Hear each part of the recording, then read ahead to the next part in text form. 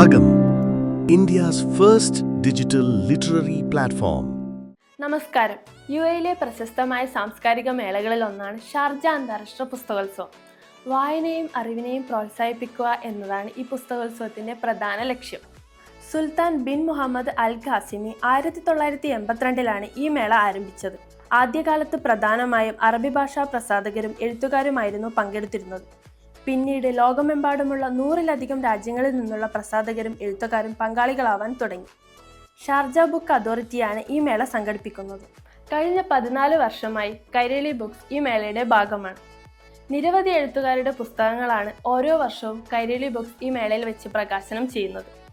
ഈ വർഷം പ്രകാശനത്തിനൊരുങ്ങുന്ന ചില പുസ്തകങ്ങളാണ് ഞങ്ങൾ ഇവിടെ പരിചയപ്പെടുത്തുന്നത്. നിങ്ങൾ എന്തിനാണ് അരുന്ധതി റോയിയെ വായിക്കുന്നത്? പാട്ട് പോലെ മനോഹരമാണെങ്കിലും ശക്തമായ വിമർശനങ്ങൾ പറയുന്ന വരികൾക്ക് വേണ്ടി. എന്തിനാണ് ജുംപ ലാഹിരിയെ വായിക്കുന്നത്?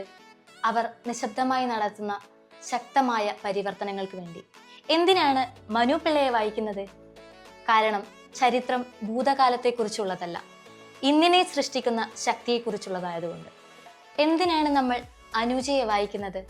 റോയിയുടെ കാവ്യാത്മകതയും ലാഹിരിയുടെ പരിവർത്തന ശക്തിയും മനു പിള്ളയുടെ ചരിത്രബോധവും വളരെ ലളിതമായ വാക്കുകളിൽ അനുജ തൻ്റെ പുസ്തകത്തിൽ സമന്വയിപ്പിച്ചിരിക്കുന്നു. അക്ഷരങ്ങളെ സ്നേഹിക്കുന്നവർ തീർച്ചയായും വായിച്ചിരിക്കേണ്ട ഒരു പുസ്തകമാണിത്. നവാസ് ഇലഞ്ഞിക്കായയുടെ പുതിയ ചെറുകഥാ സമാഹാരം വെളുത്തറ ഇതാ വായനക്കാരുടെ മുന്നിലേക്ക്.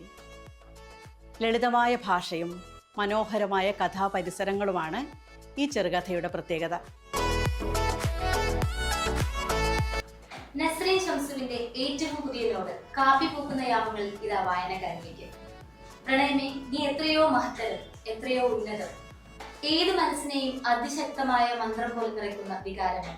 കുടകഭൂമിയുടെ ഹരിതകാന്തിയും കയറ്റിറക്കങ്ങളും ആവാഹിച്ചെടുത്ത അപൂർവ പ്രണയത്തിന്റെ നോവൽ ഭാഷ്യമാണിത്. ജബ ഫാത്തിമയുടെ ഏറ്റവും പുതിയ ഇംഗ്ലീഷ് കവിതാ സമാഹാരം ദ മിറാക്കിൾസ് വായനക്കാരിലേക്ക്. ഡോക്ടർ മനോജ് ഗോവിന്ദന്റെ ആദ്യ കവിതാ സമാഹാരമാണ് എൻ്റെ ലില്ലിപ്പുട്ട് കവിതകൾ. തീക്ഷ്ണമായ അനുഭവ പരിസരങ്ങളിൽ നിന്ന് ഉരുത്തിരിഞ്ഞു വരുന്നതാണ് ഇതിലെ ഓരോ കവിതകളും. ചിരിയിൽ നിന്ന് ചിന്തയിലേക്കും അവിടെ നിന്ന് കടുത്ത സാമൂഹ്യ വിമർശനത്തിലേക്കും പടർന്നു കയറുന്ന കവിതകൾ വായനക്കാർക്ക് പുതിയൊരു അനുഭവമായിരിക്കും. സ്നേഹബന്ധങ്ങളുടെ താളപ്പിഴയും നഷ്ടസ്വപ്നങ്ങൾ തിരിച്ചുപിടിക്കാൻ ശ്രമിക്കുന്ന ഒരു കൂട്ടം ആളുകളുടെ കഥയും കൂടിയാണ് ഇത്. അധ്യാപികയും കവിയുമായ ഷാസിയ ഖാന്റെ പുതിയ ഇംഗ്ലീഷ് കവിതാ സമാഹാരം വെയിൽസ് വിത്തിൻ വായനക്കാരിലേക്ക്. സ്വന്തം അനുഭവത്തിൽ നിന്നും ഉരുത്തിരിഞ്ഞ ഹൃദയസ്പർശിയായ വരികളാണ് ഈ പുസ്തകത്തിലുള്ളത്. സുവർണ നായരുടെ പുതിയ പുസ്തകമാണ് അമൃതവാണി. വായനക്കാരെ വൈകാരികമായി പിടിച്ചു നിർത്തുന്ന നിരവധി ഉദ്ധരണികൾ ചേർന്നതാണ് ഈ പുസ്തകം. സുരേഷ് വിവിയുടെ ഏറ്റവും പുതിയ കവിതാ സമാഹാരമാണ് ചരടു പൊട്ടിയ പട്ടം. കേവലം ആസ്വാദനത്തിനപ്പുറം ഈ കവിതകൾ മനുഷ്യരുമായി സംവദിക്കുന്നു. യൗവനത്തിന്റെ പ്രസരിപ്പും ചോരത്തുടിപ്പും നിറഞ്ഞു നിൽക്കുന്ന വരികൾ വായനക്കാരെ ചിന്തിക്കാനും ഭാവനയുടെ പുതിയ ലോകത്തേക്ക് ചിറകുവിടർത്തി പറക്കാനും പ്രചോദിപ്പിക്കുന്നു. സരീന ഷാനവാസ് രചിച്ച Indumukhi from home to the world. നല്ല അധ്യാപകർക്ക് സമൂഹത്തിൽ ചെലുത്താനാവുന്ന അഗാധമായ സ്വാധീനമാണ് ഈ പുസ്തകം തേടുന്നത്. അനു നന്ദനയുടെ ഹൃദയസ്പർശിയായ ചെറുകഥാ സമാഹാരമാണ് നൗക. പ്രത്യാശയുടെ കിരണങ്ങൾ തേടുന്ന സ്ത്രീ ജീവിതങ്ങളുടെ ആഴങ്ങളിലേക്കും സങ്കീർണമായ മനുഷ്യബന്ധങ്ങളിലേക്കും ഈ കഥ നമ്മെ കൂട്ടിക്കൊണ്ടുപോകുന്നു. നിരഞ്ജന നാരായണന്റെ ഏറ്റവും പുതിയ ഫിക്ഷനാണ് ടാങ്കിൾഡ് ത്രെഡ്. വെല്ലുവിളികളെ ധൈര്യപൂർവ്വം ചെറുത്തു നിൽക്കാനും ഭയത്തെ പ്രത്യാശ കൊണ്ട് മറികടക്കാനും സ്വന്തം ആന്തരിക ശക്തിയിൽ വിശ്വസിക്കാനും ആളുകളെ പ്രേരിപ്പിക്കുന്ന, പ്രത്യേകിച്ച് സ്ത്രീകളെ പ്രേരിപ്പിക്കുന്നതിനുള്ള ഒരു ശ്രമമാണ് ഈ പുസ്തകം. ഡോക്ടർ ടെസി റോണിയുടെ ഏറ്റവും പുതിയ കവിതാ സമാഹാരം വരളുന്ന ഹൃദയഭൂമിക വായനക്കാരുടെ മുന്നിലേക്ക്. അശാന്തമായ ലോകക്രമത്തിലേക്കും പൊള്ളുന്ന ജീവിത യാഥാർത്ഥ്യങ്ങളിലേക്കും ഈ കവിത നമ്മെ കൂട്ടിക്കൊണ്ടുപോകുന്നു. മണിപ്രസാദ് പടിഞ്ഞാറത്തിന്റെ ഏറ്റവും പുതിയ ട്രാവൽ നോവലറ്റാണ് ലങ്കാദഹനം. വ്യത്യസ്ത ഭൂമികകളിലൂടെയുള്ള സാന്ദ്ര സൗഹൃദത്തിന്റെ സഞ്ചാരപഥങ്ങളാണ് ഈ കൃതി. കാശ്മീർ, അസർബൈജാൻ, ശ്രീലങ്ക, മാലിദ്വീപ് തുടങ്ങിയ ഇടങ്ങളിലൂടെ നടത്തിയ സഞ്ചാരം വളരെ നർമ്മമധുരവും ഹൃദ്യവുമായ ഭാഷയിലാണ് അവതരിപ്പിച്ചിരിക്കുന്നത്.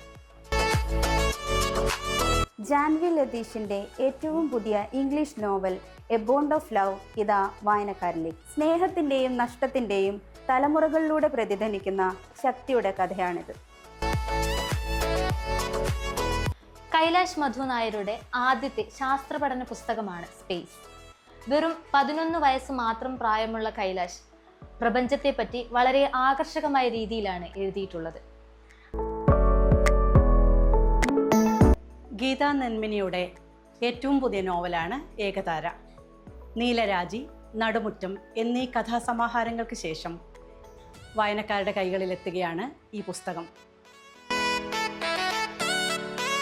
OSA റഷീദ് തന്റെ പുസ്തകമായ ദ എക്സ്പാട്രീസ് സൂട്ട്കേസ് എന്ന പുസ്തകത്തെക്കുറിച്ച് അക്ഷര ഉല്ലാസ് വിവർത്തനം ചെയ്ത ഈ പുസ്തകം രോഗാതുരമായ സമൂഹത്തിന്റെ മനോനിലകളെ ആഴത്തിൽ അപഗ്രഥിച്ച് വായനക്കാർക്ക് നവ്യാനുഭൂതി നൽകുന്നതാണ് ഈ മനഃശാസ്ത്ര നോവൽ. 8 വയസ്സുകാരനായ അക്ഷജ് രചിച്ച ചെറുകഥാ സമാഹാരമാണ് the boy who flew with a book. Seema പ്രദീപിന്റെ ഏറ്റവും പുതിയ കഥാസമാഹാരമാണ് വെതേർഡ് ഷോൾഡേഴ്സ്. പിതൃസ്നേഹത്തിന്റെ എണ്ണമറ്റ മുഖങ്ങൾ അനാവരണം ചെയ്യുന്നതാണ് ഈ മഹത്തായ കൃതി.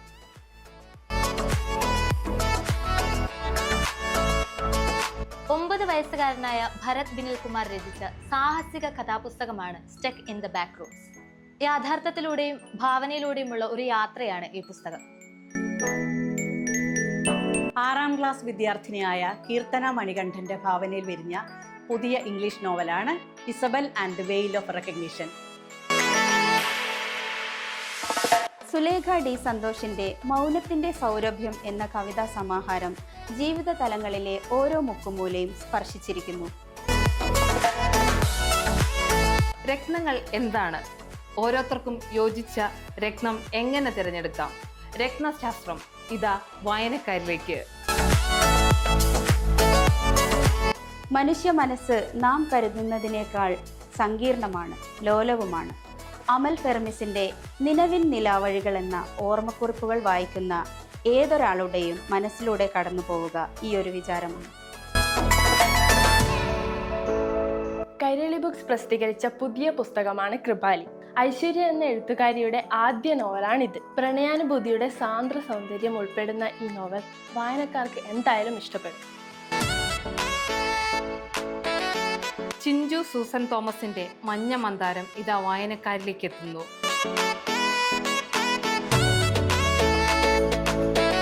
നവംബർ 5 മുതൽ 16 വരെ ഷാർജയിൽ നടക്കുന്ന ഷാർജ അന്താരാഷ്ട്ര പുസ്തകമേളയിൽ കൈരളി ബുക്സിന്റെ സ്റ്റാളിൽ ഈ പുസ്തകങ്ങൾ നിങ്ങൾക്ക് ലഭ്യമാകും. ഷാർജ അന്താരാഷ്ട്ര പുസ്തകമേളയിലേക്ക് കൈരളി ബുക്സ് ഏവരെയും സ്വാഗതം ചെയ്യുന്നു. Agam, India's first digital literary platform.